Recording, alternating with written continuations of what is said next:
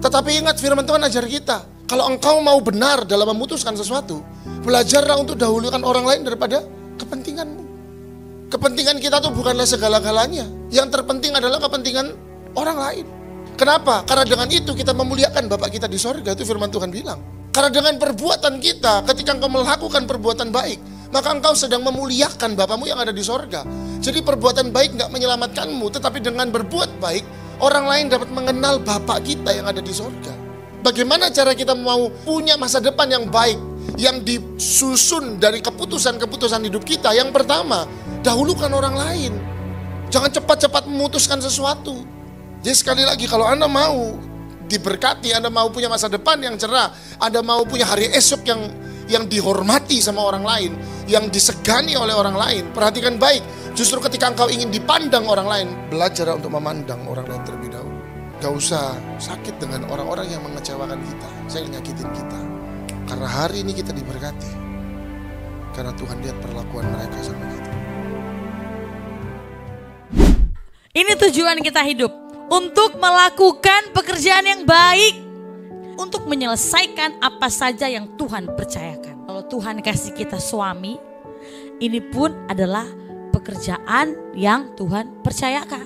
Kalau Tuhan kasih kita istri, kalau saya dikasih Tuhan juga anak, kalau Tuhan kasih saya pekerjaan, bagaimana saya beres dari pekerjaan saya? Jadi kita nggak usah begini, kok dia kayaknya lebih diberkati daripada saya ya, kok kepercayaan yang diberikan sama dia lebih banyak ya daripada saya.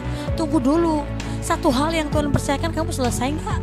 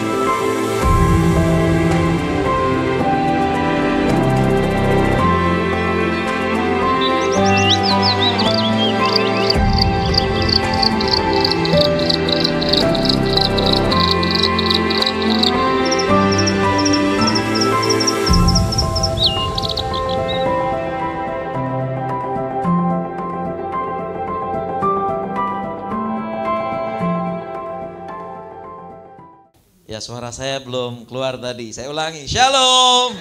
Puji Tuhan, luar biasa. Allah kita dahsyat. Amin. Saya percaya bahwa Allah yang dahsyat itu hadir di tengah-tengah kita saat ini. Ada suara saya yang lain? Oh. Ya, enggak apa-apa, biarin itu. Ada yang mau ikut ibadah itu di situ.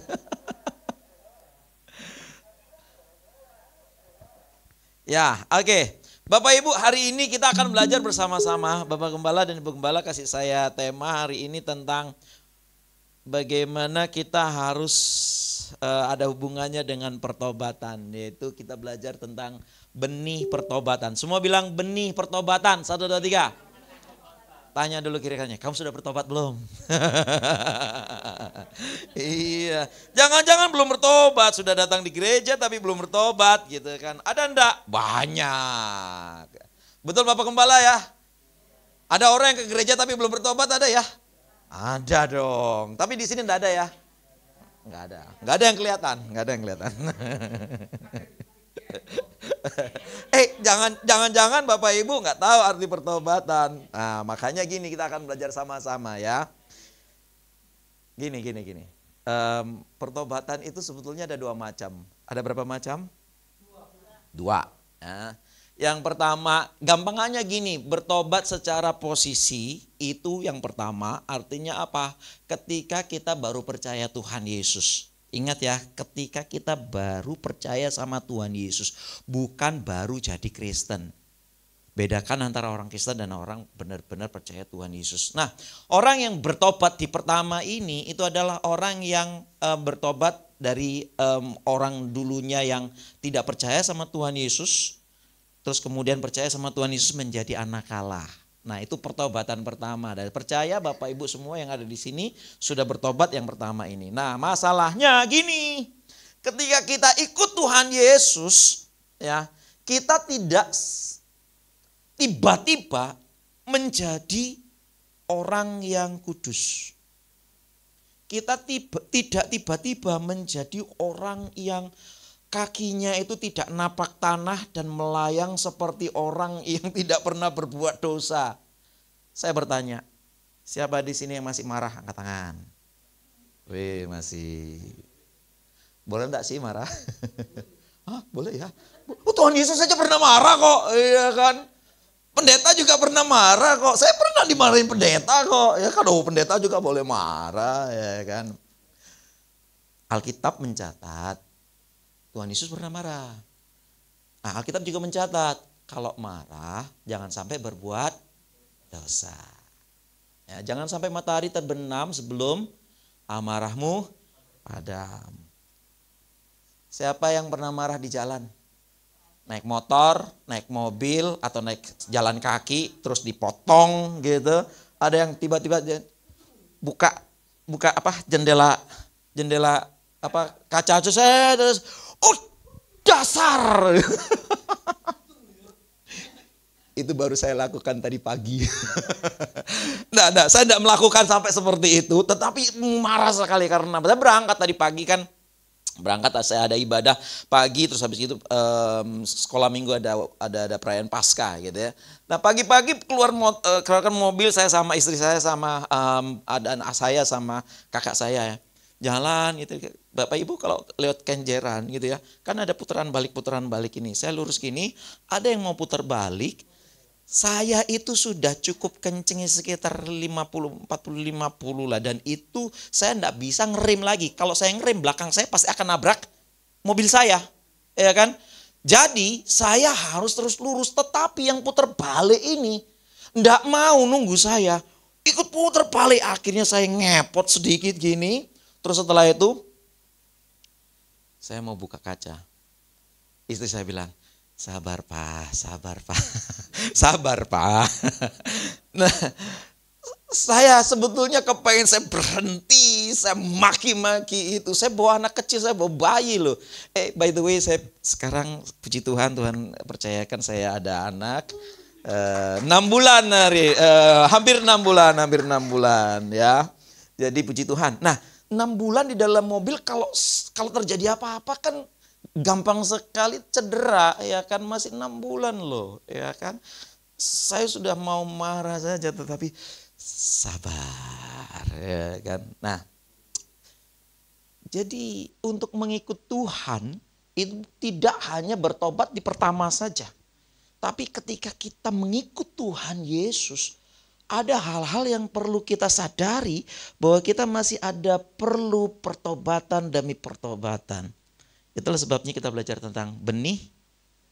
Sekali lagi, benih. Oke. Kita akan buka Alkitab kita di dalam Yohanes dulu. Ya, Yohanes pasal yang ke-12. Sudah dicolokin belum ya? Bantu deh. Klik. Oke. Yohanes 12 ayat yang ke-24. Sudah ketemu? Katakan amin. Iya, amin semua sudah ada di sini. Yuk, 1, 2, 3. Aku berkata kepada, semuanya membaca ya. Yang enggak membaca nanti enggak masuk surga. Enggak. Baca aja semuanya ya. 1, 2, 3. Aku berkata kepadamu, sesungguhnya jikalau biji gandum tidak jatuh ke dalam tanah dan apa? Mati, ia tetap satu biji saja. Tetapi jika ia mati, ia akan menghasilkan banyak buah. Jadi kalau Bapak Ibu tahu prinsip, oke, terima kasih. Punya saya kurang kudus ini, perlu dibaptis ini. Ya, thank you. Jadi kalau Bapak Ibu tahu prinsip menanam, ya, Kalau Bapak Ibu tahu biji ditanam di tanah, kita kan nggak kelihatan apa yang terjadi ya. Tapi sebetulnya ada sebuah proses di dalam tanah itu yang membuat biji itu berubah. Berubahnya itu dari biji yang kalau kita sebelum tanam itu bagus. Tetapi kalau sudah masuk tanah, biji itu akan membusuk. Bagian-bagiannya itu akan rusak. Bahkan bagian-bagiannya itu akan mati. Sampai suatu saat muncullah yang namanya tunas di dalam biji yang sudah rusak, busuk, dan mati beberapa bagiannya. Dan kemudian muncullah tunas dan tumbuh dan terus bertumbuh. Dan tunas itu ketika sudah bertumbuh suatu saat yang kita harapkan kalau kita nanam sesuatu, pohon itu akan menghasilkan buah. Kalau Bapak Ibu nanam pohon durian, wis nanam pohon durian itu kan bukan sebulan, 2 bulan, setahun, 2 tahun ya untuk bisa menghasilkan buah, kecuali ada, enggak tahu apakah ada pohon durian yang 2 tahun sudah bisa berbuah, katanya ada ya, enggak tahu pakai apa gitu kan. Nah, tetapi kalau Bapak Ibu sudah nunggu nanam terus habis gitu, sudah lama nunggu nih, gak berbuah-berbuah, sudah 10 tahun gak berbuah-berbuah, apa yang akan dilakukan? Dipotong, ya kan? Nggak fungsi ini, paling kayunya aja difungsikan, ya kan? Nah, tapi kita merindukan ada buahnya, ya kan? Nah, kita akan belajar bersama-sama bahwa ini adalah perkataannya Tuhan Yesus. Tuhan Yesus bilang sama murid-muridnya bahwa dia ini sebentar lagi akan mati, ya, dan dia akan ditangkap dan dia akan disalib dan mati. Tetapi itu harus terjadi. Sebab apa? Sebab itu akan menjadi benih. Apa yang terjadi pada Tuhan Yesus ketika dia disalib dan kita rayakan minggu lalu, ya kan, di hari Jumat, itu adalah menjadi benih, di mana benih yang Tuhan Yesus melakukan ketika dia mati di atas kayu salib itu, dia memunculkan sebuah tunas yang membuat buahnya itu banyak. Dan hari ini kita duduk di sini adalah sebagai buah dari benih yang Tuhan Yesus lakukan 2000 tahun lebih yang lalu, dan kita rayakan setiap hari Jumat Agung. Tetapi hari Minggunya Tuhan Yesus bangkit menunjukkan kemenangannya, dan kemenangannya itulah yang diberikan dalam kehidupan kita. Nah, momen Paskah ini kita akan belajar kita harus sama seperti Tuhan Yesus. Sama seperti siapa? Tuhan Yesus. Ya, kita harus mengcopy paste. Tahu ya copy paste ya? Jadi kalau bahasanya komputer itu copy paste itu benar-benar apa yang ada di dalam teks atau gambar itu di-copy atau dicontoh, terus habis itu ditempelkan di tempat lain atau di paste gitu ya. Nah, itu yang harus terjadi dalam kehidupan kita. Apa yang terjadi pada Tuhan Yesus kita copy, terus dipastenya di mana? Dalam hidup kita, ya, dalam diri kita. Copy, paste. Semua bilang copy, 1, 2, 3. Paste. Ya, nggak usah pakai gula ya, copy paste aja, nggak usah pakai gula. Nah, kita akan belajar apa yang terjadi. Ya, nah Tuhan Yesus sudah melakukannya. Dia adalah benih dari apa yang terjadi dalam kehidupan kita saat ini. Dan kita akan belajar bersama-sama. Kita perlu muncul dalam diri kita sebuah benih. Tetapi benih yang agak berbeda dengan apa yang dilakukan Tuhan Yesus. Pak, Bu, misal nih. Misal saya orang kaya, misal. Gak ada yang amin saya orang kaya ya. Iya, Pak ini gak cocok jadi orang sugih ini. Nah, jadi gini. Misal saya akan membagi-bagikan sesuatu buat jemaat Sencaki. Saya bilang, semua jemaat Sencaki kalian akan mendapatkan rumah tapak dengan 2 lantai, ukurannya 200 meter persegi, dengan tanah yang masih ada di depan sekitar 100 meter persegi. Semua akan mendapatkan beserta dengan sertifikat-sertifikatnya. Ya kan?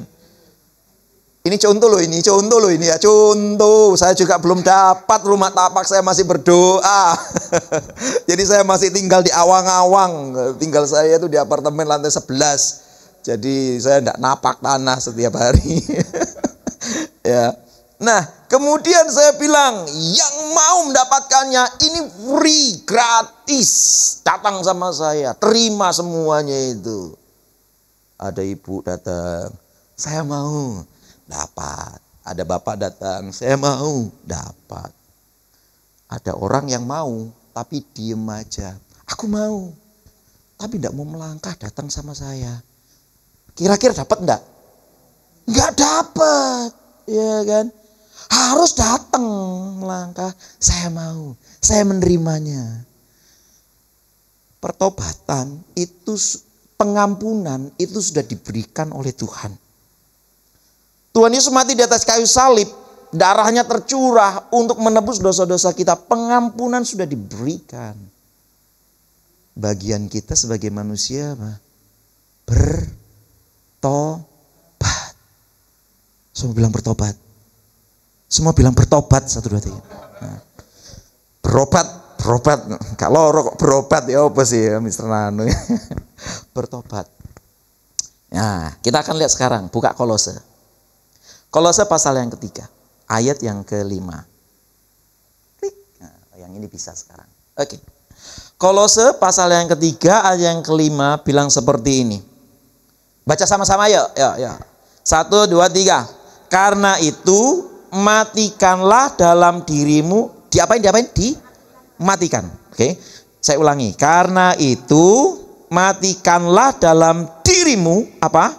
Segala sesuatu yang duniawi. Apa saja? Yaitu percabulan, kenajisan, hawa nafsu, nafsu jahat, dan juga keserakahan yang sama dengan penyembahan berhala. Bapak, Ibu, teman-teman semuanya, saya akan bilang tadi, yang namanya benih itu harus ditanam, dan apa yang terjadi di sana, benih itu akan mati. Kalau benih itu tidak ada proses kematian itu, misalnya benih itu ditaruh nih di atas meja, berpuluh-puluh tahun, kalau benih itu tidak terjadi pembusukan, tidak ada kematian di sana, maka benih itu tidak akan tumbuh dan tidak akan pernah berbuah. Yang harus terjadi apa? Harus dimatikan. Ada hal-hal yang harus dimatikan supaya bertumbuh dan kemudian berbuah. Itu yang namanya pertobatan. Harus ada yang dimatikan di dalam diri kita supaya di dalam diri kita yang sudah beberapa hal dimatikan itu kita bisa bertumbuh dan kemudian kita berbuah. Tanpa ada yang dimatikan, kita tidak akan bisa bertumbuh dan berbuah. Kalau kita hanya gini-gini saja pokoknya datang ke gereja, tetapi kita tidak ada hal yang kita benar-benar, aku tahu bagian ini aku harus matikan, aku tahu bagian ini harus dimatikan, maka kita tidak akan pernah bertumbuh. Dan menjadi Kristen itu bukan hanya percaya Yesus terus kemudian masuk surga. Tidak. Tuhan kepengen mengembalikan kita kepada pribadi yang semula sebelum kejatuhan dalam dosa. Seperti Adam yang belum jatuh dalam dosa. Dan Adam yang kedua yang tidak pernah jatuh ke dalam dosa adalah Tuhan Yesus. Masalahnya Adam yang sempurna diciptakan oleh Tuhan itu jatuh dalam dosa. Dan kita keturunan Adam itu yang jatuh dalam dosa. Dan kita tidak bisa menyerupai Adam yang satu itu. Tetapi kita harus menyerupai Adam yang kedua. Yaitu siapa? Tuhan Yesus yang dia tidak pernah berdosa. Dan kita harus dikembalikan kepada sifat yang semula yaitu seperti Kristus. Jadi menjadi orang Kristen itu bukan hanya percaya Tuhan Yesus masuk surga. Bukan, tetapi Tuhan mau kita diubahkan hari demi hari menjadi semakin serupa seperti Tuhan Yesus. Tetapi itu bisa terjadi kalau ada yang dimatikan dulu. Yang inilah namanya benih pertobatan. Benih itu harus ditanam dan harus mati. Supaya apa? Terjadi pertumbuhan. Dan kalau sudah bertumbuh, berbuah.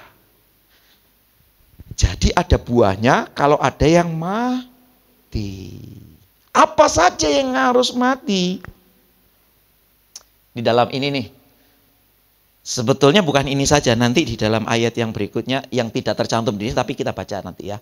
Tapi yang bagian pertama dulu. Yang jelas-jelas disebutkan, matikanlah ini. Supaya apa? Supaya kalau Bapak Ibu Saudara sekalian mematikan bagian ini, maka Bapak Ibu akan bertumbuh dan berbuah. Apa saja di sana? Yuk baca sama-sama. Yang pertama apa? Ini yang harus kita matikan apa? Segala sesuatu di dunia yang duniawi, yaitu apa? Percabulan. Semua bilang cabul. 1, 2, 3. Nah, percabulan kita harus matikan itu. Bapak Ibu, kadang-kadang kita berpikir bahwa ya kita kan manusia normal. Iya, kita manusia normal.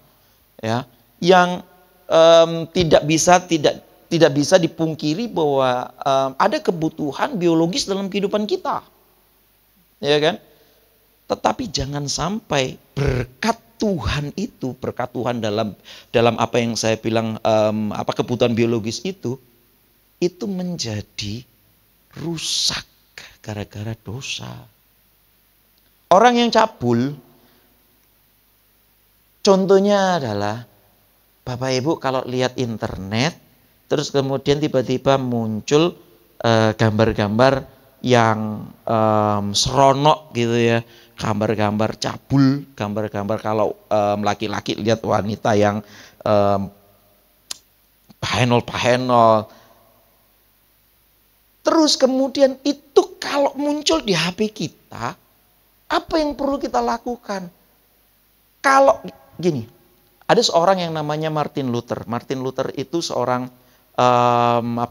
bapak gereja yang menjadi pelopor terjadinya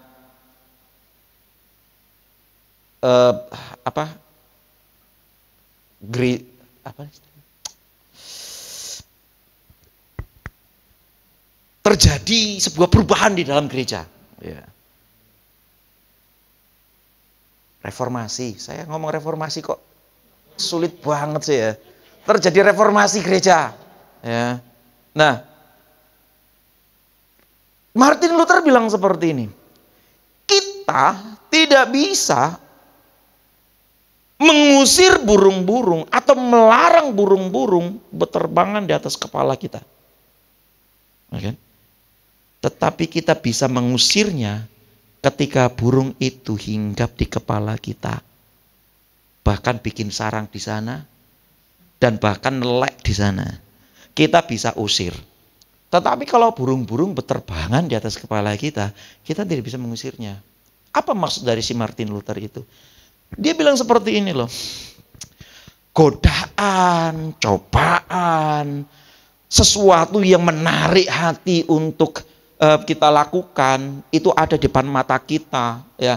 Kita dikasih suguhan sesuatu yang membuat kita kalau melakukannya itu kita bisa berdosa. Kita tidak bisa menghindari. Di dunia yang sudah jatuh dalam dosa ini, maka akan ada banyak sekali hal yang membuat kita bisa jatuh dalam dosa. Dengan satu gadget ini, kita bisa belajar firman Tuhan sangat hebat. Saya sering, akhir-akhir ini saya berkurang sih. Saya bikin jurnal, makalah. Ya. Dulu kalau bikin jurnal, lama sekali karena apa? Harus buka buku, cari buku yang sesuai, cari makalah yang sesuai, dan itu harus membuka buku yang tebel-tebel segala macam, kemudian menulis. Sekarang hanya bondo, apa bondo itu ya? Modal ini sama koneksi internet, saya bikin jurnal dan itu bisa diterima dengan baik. Itu hanya 1 minggu selesai. Karena apa? Karena saya bisa buka dengan handphone itu Alkitab dalam bahasa ini, Alkitab dalam bahasa itu, komentari dari sini, komentari dari situ, terus kemudian dari buku-buku yang ini dan segala macam, itu gampang. Apalagi sekarang ada ChatGPT. Gampang, saya tanyakan gini, dia akan jawab. Tapi dengan benda yang sama, kita bisa jatuh dengan mudah ke dalam dosa. Betul ya? Contohnya, saya puji Tuhan Bapak Gembala, di gereja ini nggak ada yang ndelok nih handphone kayak gini ketika saya khotbah. Kadang-kadang saya itu ya rodok gemes itu apa? Ini yang dibuka Alkitab atau bukan sih? Saya kepengen nginceng. Kalau seandainya ada yang buka handphone di jemaat saya, maksud saya, di tempat saya. Itu kak saya khotbah gitu. Banyak yang dingkluk gini. Gondeli handphone. Saya lo padahal nggak suruh buka Alkitab. Tapi gondeli handphone gini. Itu salah satu cara iblis untuk membuat kita jatuh dalam dosa. Salah satu yang lainnya adalah kita dengan mudah, dengan jari saja, kita bisa menemukan situs-situs porno. Nah itulah yang harus dimatikan. Ya kan? Kita tidak bisa menghindari ketika tiba-tiba muncul di handphone kita gitu ya. Gambar-gambar atau TikTok ya, kebanyakan TikTok gitu kan. TikTok kan ada yang pakai bajunya itu kurang bahan gitu kan, sampai menunjukkan bagian-bagian tubuh yang seharusnya tidak ditunjukkan. Itu kadang-kadang kan kita cuma scroll gitu aja tiba-tiba muncul, ya kan? Nah, itu tidak bisa dihindari seperti burung yang berterbangan di atas kepala kita. Nah, tetapi kalau setelah muncul itu kemudian kita menikmatinya, itu yang salah. Itu artinya apa? Anda membiarkan burung itu hinggap di kepala. Ya kan? Dan ada banyak sekali yang berhubungan ini ya, percabulan, kenajisan, hawa nafsu, nafsu jahat, keserakahan. Bapak Ibu tahu enggak? Serakah itu ternyata sama dengan apa? Coba baca. Keserakahan yang sama dengan apa? Penyembahan berhala. Jadi Bapak Ibu kalau serakah, enggak mau bagi-bagi berkat dengan yang lainnya, kepengennya itu aku aja yang dipuaskan, gitu ya. Misalnya ada makan bersama. Ini kadang-kadang ada makan bersama kan di gereja, makan bersama gitu ya. Kresek dikesek. Loh, kok guyu Pak? Pengalaman dah. Wah, kresek ya kan. Bapak Ibu, mari setelah ibadah gitu ya. Mari kita berdoa, setelah ini kita akan perjamuan kasih bersama-sama gitu ya. Mari kita berdoa, semua tutup mata. Melayu di sini. Ternyata itu sama dengan nyembah berhala. Ya. Orang kalau serakah, kepengennya serakah itu bisa disebut juga egois. Semua-muanya kepengen aku, gitu kan. Semua-muanya kepengen aku. Nah ini, sorry saya ngelompat lagi. Saya baru ngajar guru-guru agama di tempat saya. Ya. Nah salah satunya adalah apa sih arti orang Kristen? Arti orang Kristen itu, saya suruh mereka pertama itu tak suruh gambarin wajahnya orang Kristen. Wah, mereka gambar. Ya ada yang beletot, serah apa-apa, enggak apa-apa. Pokoknya gambaran menurutmu wajahnya orang Kristen ini gimana? Wah, setelah selesai semuanya itu setuju bahwa wajahnya orang Kristen itu harus bersukacita. Bersukacita, sukacita itu bahasa Inggrisnya itu 3 huruf. Ada yang tahu? J-O-Y. Nah, orang Kristen itu harus J-O-Y. J itu apa?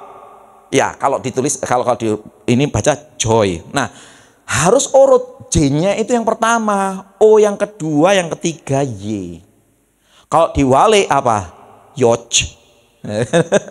Tapi kebanyakan orang Kristen itu sekarang itu Yoj. Nah, apa maksudnya? Nah, harusnya kan J-O-Y. J itu Jesus. Jadi Yesus yang pertama. Yang kedua apa? O. O itu apa? Bahasa Inggris nih. Others. Others itu apa? Orang lain. Ya kan? Nah, Y apa? You. Ya kan, kamu. Jadi orang Kristen itu yang pertama atas sendiri apa? Tuhan Yesus, yang kedua orang lain, kita yang terakhir. Itu orang Kristen. Tetapi masalahnya orang Kristen itu membulak-balikkan posisi, sehingga seringkali, dan ini yang terbukti terjadi, dosa kebanyakan disebabkan oleh karena urut-urutan ini bertukar-tukar. Harusnya Yesus yang pertama, tetapi kita membuat Yesus yang terakhir, kita yang pertama. Kita menginginkan segala sesuatu pokoknya kita, segala sesuatu pokoknya kita. Salah satu juga adalah ibadah. Bapak Ibu datang ibadah untuk apa? Untuk kesembuhan? Untuk berkat Tuhan? Untuk kedamaian? Untuk sukacita Bapak Ibu sendiri? Atau Bapak Ibu datang ke gereja karena Bapak Ibu kepengen menyenangkan hati Tuhan? Kepengen mempermuliakan nama Tuhan? Kalau Bapak Ibu melakukan itu, percaya deh, mujizat itu terjadi. Percaya deh, kesembuhan, apalah segala macam yang kita perlukan. Tuhan tahu kok dia Bapa yang baik. Tapi jangan sampai motivasi kita itu membulak-balikkan posisi JOY tadi yang harus dimiliki oleh orang Kristen. Jangan sampai kita serakah, jangan sampai kita egois, kita harus matikan. Semua bilang matikan, 1, 2, 3. Belum semua. Semua 1, 2, 3. Harus matikan, ya. Kenajisan, pikiran kotor, ya kan, harus dirinso dulu, gitu ya, dimatikan, ya kan. Keserakahan, egois, itu semuanya dimatikan supaya kita bisa tumbuh. Coba kita buka, kalau sekarang nggak ada di sini ya, saya coba kepengen nambahin di sini, di dalam Kolose 3 tetap ayat yang ke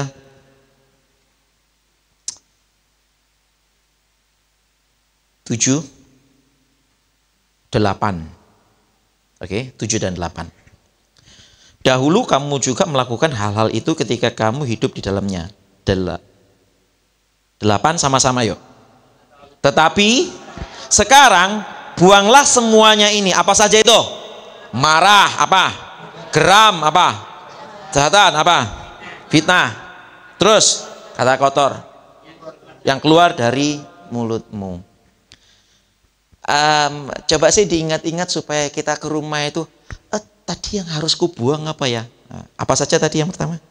Marah, terus gerak. Tahu geram ya? Mangkel, gergeten, ya kan, jengkel, ya kan, terus apa? Marah, geram, kejahatan, fitnah,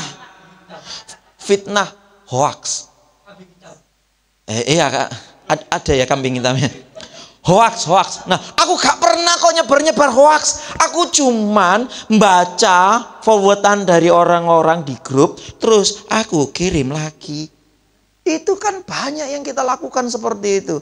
Nah, itu buang. Ya, sebetulnya kalau mau memperdalam, kenapa yang bagian ayat yang kelima itu matikanlah, tetapi ayat yang ke-8 tidak dimatikan, diapain? Dibuang. Saya tidak ada waktu untuk menjelaskannya lebih detail, sepertinya menarik. Tetapi paling tidak gini, yang pertama tadi, yang ayat kelima, itu yang tidak bisa ditawar-tawar lagi. Wis, jangan pernah itu ada. Karena apa? Karena itu berhubungan dengan apa yang ada di dalam hati kita. Nah, tetapi yang ini buanglah. Karena apa? Karena ini juga tidak baik. Ya kan, ini tidak baik. Marah, itu tidak baik. Gregetan, apa tadi? Jengkel, ya kan? Itu tidak baik. Karena apa? Itu adalah jalan masuk menuju dosa, ya kan? Jalan masuk menuju dosa. Ya, gregetannya itu kadang-kadang ya kita juga pernah gregetan, tapi hati-hati, setelah gregetan kita harus buang. Ketika kita marah, emosi muncul dalam diri kita, kemudian diapain? Buang. Ya, supaya apa? Supaya kita bisa bertumbuh, ya. Nah, jadi kalau Bapak Ibu belajar tentang hukum alam, ya, benih yang jatuh ke tanah itu akan mengalami perombakan bentuk seperti yang saya jelaskan tadi. Nah, proses pembusukan dan kemudian baru bertumbuh menjadi tunas. Dan itu yang harus terjadi dalam kehidupan kita sebagai orang percaya. Ya, tadi kenajisan dan lain-lain harus dimatikan, terus dibuang juga kemarahannya, geramnya, sakit hatinya, dibuang semuanya yang akan menuju kepada kejahatan-kejahatan, ya, supaya terjadi pertumbuhan dalam kehidupan kita. Nah, ketika kita mengakui dosa kita dan bertobat, kita menyerahkan ego. Ego itu kepentingan diri sendiri, kemauan diri sendiri. Ya. Boleh enggak sih kita punya kehendak, kemauan? Boleh, tetapi kehendak dan kemauan kita itu harus kita taruh di bawah kehendak dan kemauannya firman Tuhan. Misal, ada orang yang cari gara-gara. Kemauan kita adalah membalas. Betul ya? Kalau ada yang bikin masalah dengan kita dimaki-maki, kita dipersalahkan padahal kita tidak salah, kita dibikin tidak nyaman segala macam. Yang kepengen kita lakukan adalah membalas. Nah, itu keinginan kita, tetapi keinginan firman Tuhan adalah kita mengampuni. Ya kan? Nah, keinginan kita harus ditaruh di bawah firman Tuhan. Keinginan firman Tuhan inilah yang harus atas keinginan kita. Tapi kalau keinginan kita sejalan dengan keinginannya firman Tuhan, go ahead, silakan lakukan. Misal nih, kita bekerja. Itu keinginan kita atau keinginannya Tuhan? Ya keinginan kita harus bekerja. Nah, tetapi firman Tuhan menginginkan kita bekerja enggak?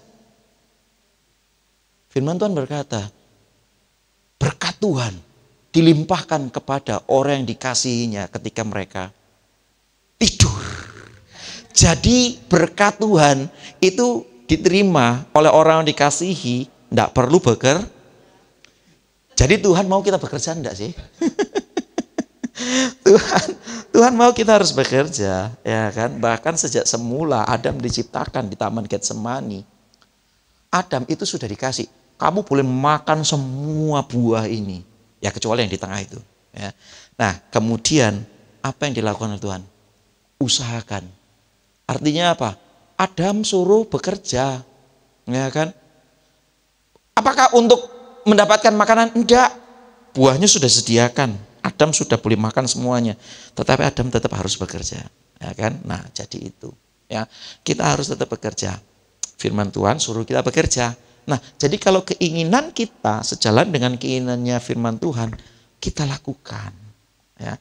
Sekali lagi, kita harus punya keinginan. Tetapi ketika kita tahu bahwa, oh keinginanku ini tidak cocok sama keinginannya firman Tuhan. Nah, yang kita harus lakukan apa? Ego kita, keinginan kita harus kita taruh di bawah firman Tuhan. Yang kita lakukan adalah apa yang dilakukan firman Tuhan. Dengan seperti itu kita tidak mutar balik kan JOY-nya tadi. U-nya ini di bawah. Kitanya, keegoan kita itu di bawah. Yang di atas adalah Jesus-nya. Ya. Dengan demikian kita akan terus bersama-sama melakukan yang tepat apa yang Tuhan mau. Dan disitulah kita dapat bertumbuh. Dan kalau kita sudah bertumbuh, ada yang namanya penantian untuk berbuah. Sebelum penantian untuk berbuah, saya akan mengajak gini loh. Paskah itu waktu untuk menabur benih pertobatan. Tuhan Yesus sudah memberikan teladan, ya kan? Nah, kita tidak perlu mati seperti Tuhan Yesus disalib, dipetenteng gitu, enggak. Yang perlu kita matikan adalah yang tadi itu. Kenajisan, hawa nafsu, ya, keserakahan yang seperti apa tadi? Penyembahan berhala. Terus kita buang apa? Kemarahan, kegeraman, kejahatan, buang itu semuanya, ya. Supaya kita ketika ada yang sudah ditanam, sudah dibuang itu, ada benih yang muncul. Paskah bukan hanya untuk dikenang, tetapi untuk direnungkan secara pribadi. Apakah ada hal-hal dalam hidup kita yang harus mati agar kita dapat bertumbuh? Bapak Ibu, ada yang tidak bawa handphone atau semuanya bawa handphone? Ada yang tidak punya WhatsApp, ada yang tidak punya WhatsApp? Sekarang saya dari mimbar ini meminta Bapak Ibu untuk buka WhatsApp. Jarang-jarang kan pendeta khotbah nyuruh kita buka WhatsApp. Sungguh, saya serius. Saya tidak menjebak Bapak Ibu, sungguh. Saya kepengen Bapak Ibu melakukan sesuatu. Seperti ini Bapak Ibu. Ya.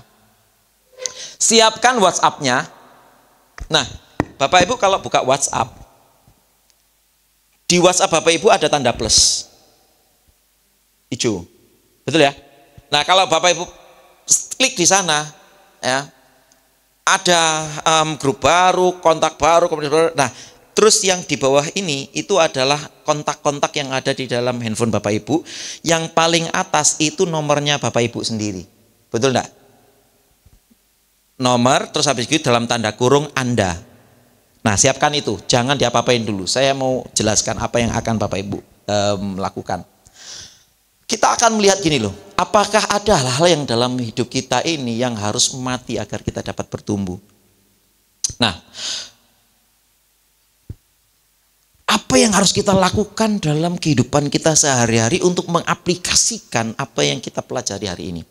Yang pertama, ya, kita harus punya momen, dan ini adalah momen refleksi sebetulnya.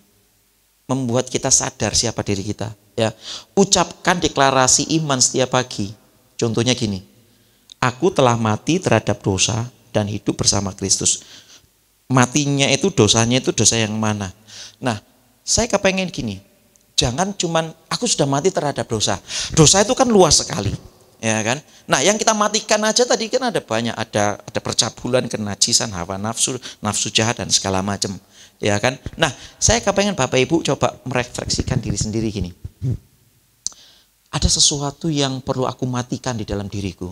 Nah, gini. Mengingatkan diri sendiri pakai WhatsApp. Jadi WhatsApp yang kepada Anda itu sebetulnya WhatsApp dari diri Anda sendiri kepada Anda sendiri. Ya, tidak ada yang bisa membaca itu kecuali Bapak Ibu yang menunjukkannya. Maksud saya seperti ini. Yuk kita merenung sejenak. Minta Roh Kudus ingatkan kita. Kira-kira apa yang perlu kita matikan dalam diri kita supaya kita bisa bertumbuh, ya, supaya kita bisa bertumbuh. Nah, kemudian ketikan, misal nama saya Nano, ya, saya akan ketik di dalam WhatsApp saya, yang saya akan kirim ke saya sendiri, ya, saya akan kirim, Nano, kamu harus mematikan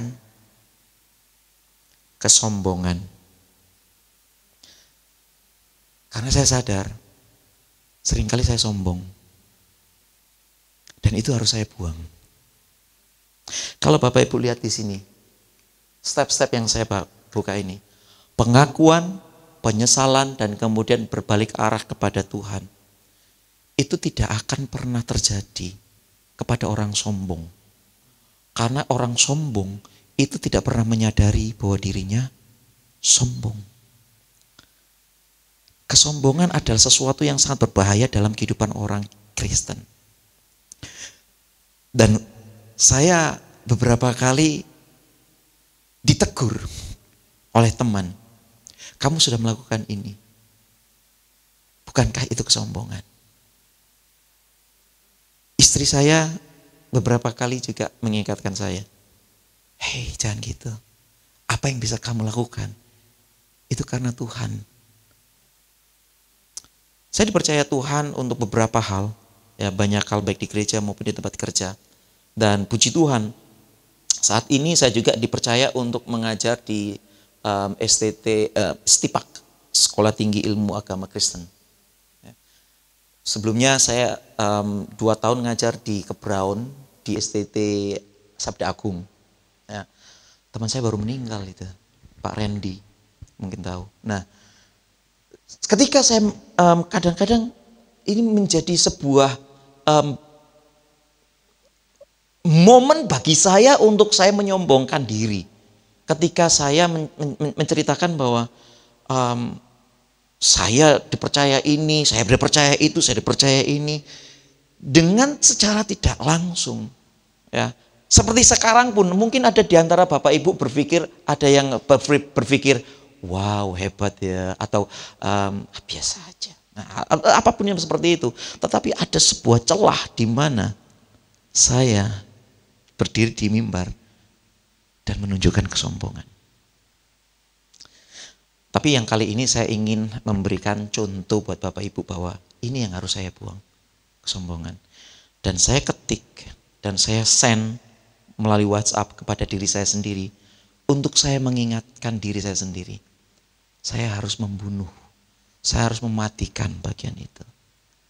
Nah, hal yang sama saya harapkan Bapak Ibu juga melakukan yang sama. Kapanpun, tidak harus sekarang. Jadi ketika Bapak Ibu pulang merenungkan, ada yang mungkin Bapak Ibu tidak sadari tetapi ada orang lain yang mengingatkan, atau Bapak Ibu disadarkan sendiri oleh Roh Kudus tentang apa yang perlu Anda matikan di dalam diri Anda.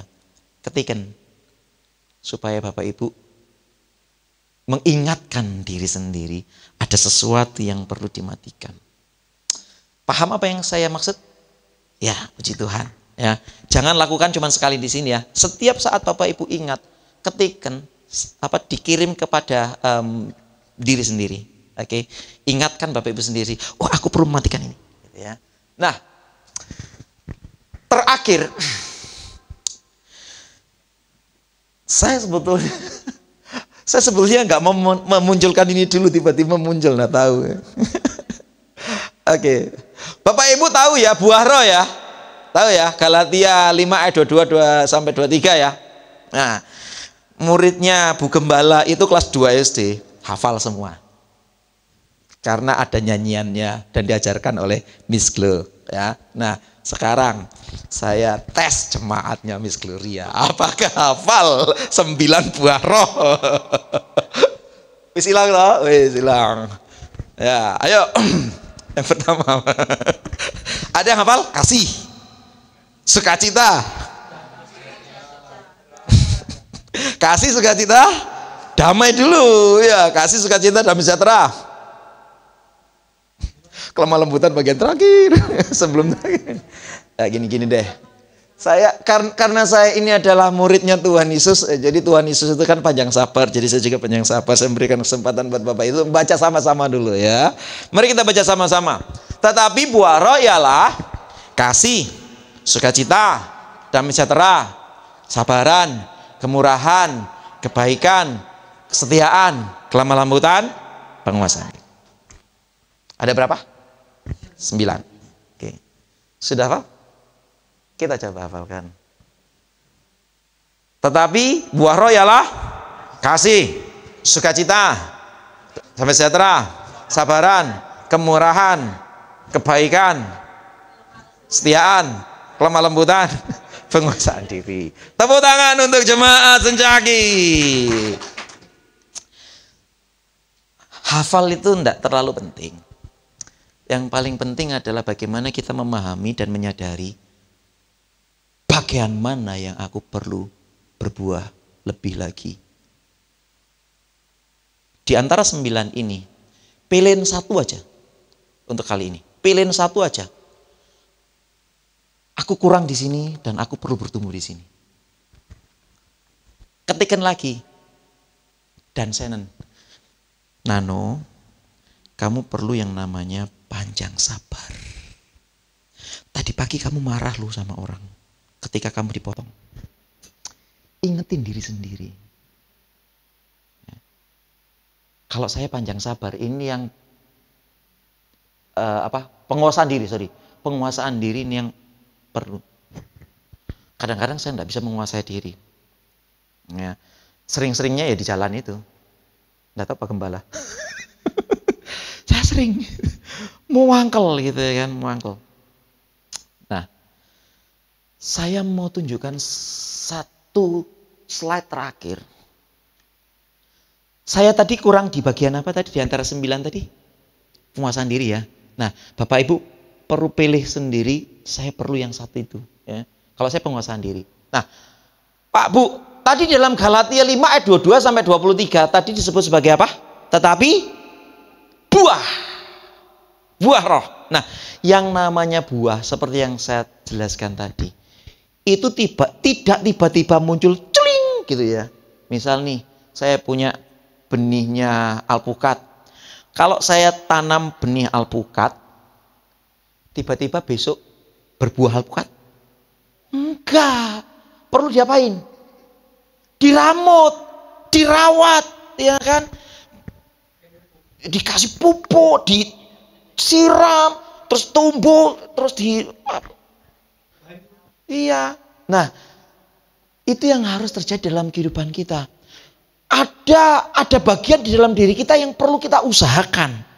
Sampai benar-benar buah itu jadi, muncul. Sampai pohon yang kita tanam tadi itu benar-benar muncul buahnya. Sama dengan kehidupan kita. Penguasaan diri ketika saya sekarang belajar. Iya, aku perlu penguasaan diri. Tidak serta-merta besok tiba-tiba saya berhasil. Saya punya penguasaan diri. Enggak gitu. Kita harus belajar. Ketika ada permasalahan yang membuat saya kepengen marah. Belajar lagi. Kadang-kadang jatuh. Iya, kadang-kadang jatuh. Kadang-kadang tiba-tiba nggak bisa malah diar. Saya kadang-kadang marah tiba-tiba. Tapi ketika saya diingatkan, iya, tenang. Nah, itu yang namanya proses pertumbuhan. Tetapi yang namanya progresif, yang namanya bertumbuh, itu tidak sudah 1 meter, balik meneh 50 cm. Munggah meneh 1 meter, balik meneh 1 cm. Ya enggak berbuah-berbuah. Yang namanya progresif itu terus tumbuh. Artinya apa? Kalau yang namanya sekarang belum begitu sabar, besok harus lebih sabar. Besoknya harus lebih sabar lagi, besoknya harus lebih sabar lagi. Lah kalau Bapak Ibu setiap saat marah terus saya, ngomong terus, aku ini masih dalam proses pertumbuhan, tetapi bolak-balik marah terus. Ya itu namanya kerdil. Nggak akan terus bertumbuh. Ya kan? Yang namanya mungkin Bapak Ibu sekarang masih pelit gitu ya. Medit, belajar bagaimana untuk melepaskan apa yang kita punya gitu ya. Nah, kalau sekarang saya sudah lumayan sudah free kayak gitu ya. Karena apa? Saya itu senang punya istri yang orang itu kayaknya butuh pertolongan, kita ada loh. Mak, boleh enggak? Loh, iya enggak apa-apa. Jadi istri saya itu sangat mendukung sekali. Jadi saya senang ya kan. Kadang-kadang sisa kita itu cuman segini loh. Kita keperluannya ini. Ada enggak kalau seandainya kita pakai sebagian segini untuk karena ada saudara itu yang membutuhkan. Ya, bisa nanti kita atur lain, kita atur. Nah, bisa kasih ya kan. Nah, itu saya sudah mulai, ya enggak selalu gitu, tapi saya sudah mulai bisa mudah untuk melepaskan apa yang saya punya gitu ya. Nah, kalau Bapak Ibu mungkin masih belum gitu ya. Belajar untuk gitu ya. Mungkin sedikit demi sedikit gitu ya. Nah, ini enggak mudah, tetapi ketika kita mau melakukannya seperti kita menanam tadi, ada yang harus dimatikan supaya kita bisa bertumbuh. Yang paham katakan amin. Perlu waktu untuk berbuah, tetapi yang namanya progresif itu selalu bertumbuh, tidak gitu-gitu saja. Amin buat firman Tuhan, kita akan berdoa.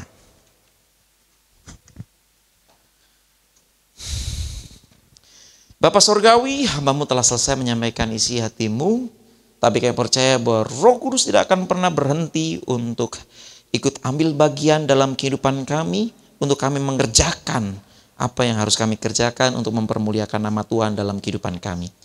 Kami percaya bahwa hidup kami tidak dapat melakukan apapun juga seperti yang firman Tuhan katakan tanpa bantuan Roh Kudus. Oleh sebab itu, mari Roh Kudus bekerjalah lebih lagi dalam kehidupan kami untuk kami mengerjakan, mematikan setiap keinginan-keinginan daging kami, keangkuhan hidup kami, keinginan mata kami. Dan biarlah ketika kami mematikan beberapa hal yang harus kami matikan, dan beberapa hal yang telah kami matikan itu akan menjadi benih pertobatan untuk kami bertumbuh dan berbuah sehingga nama Tuhan dipermuliakan dalam kehidupan